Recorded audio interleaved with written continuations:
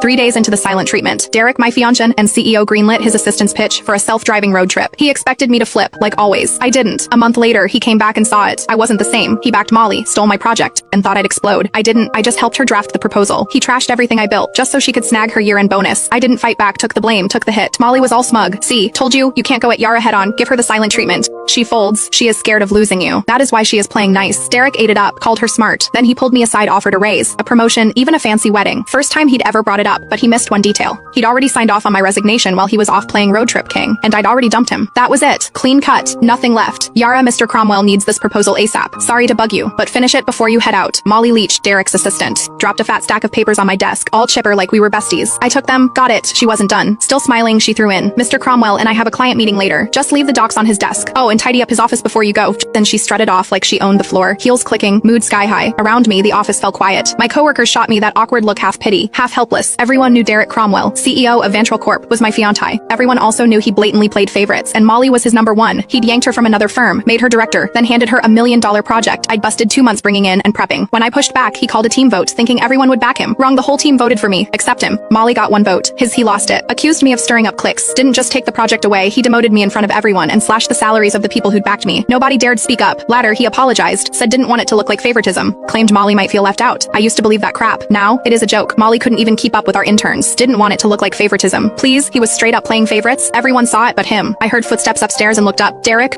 He showed up at the stairwell, glanced my way, then walked out without saying a word, changed into some casual suit. Even from here, I caught that cedar cologne. He never used to wear cologne. That one. Molly's gift. Yeah, he knew exactly what he was doing. He'd been pulling this kind of stuff for years. It started after I found their goodnight texts. Couldn't stay quiet, I confronted him. Derek said I was being petty. Then, like it proved some point, he used it as an excuse to make it official and moved Molly to work directly under him. The more upset I got, the harder he leaned in, dragging her to every social event, serving her food, even wiping her mouth at company dinners. When we fought, he'd ice me out. When I apologized, he'd round up his buddies to lecture me, like I was some jealous mess. For a while, I actually blamed myself, thought maybe I wasn't generous enough, thought maybe that is why we ended up here. But on day 3 of one of his silent treatments, when I was too sick to even sit up and he still packed his bags for a trip with Molly, I gave up. That is when it hit me. He wasn't trying to be noble. He just used my pettiness as a shield, so he could keep doing what he wanted without feeling guilty. Even if I hadn't caught those late night chats, he would have just found another excuse to be with her. After their latest business trip, they were still grabbing dinner, drinks, playing tennis, same routine, but something between them had changed. I could feel it. Not that it mattered. 5 years together, and it was done. This whole mess had dragged on long enough. I was the last one in the office, finishing up the proposal. Checked my phone, Molly had been busy posting. Candlelit dinner at some fancy spot. 2 plates of steak. Derek, all polished and perfect, cutting hers for her caption. Steak cut by the CEO himself.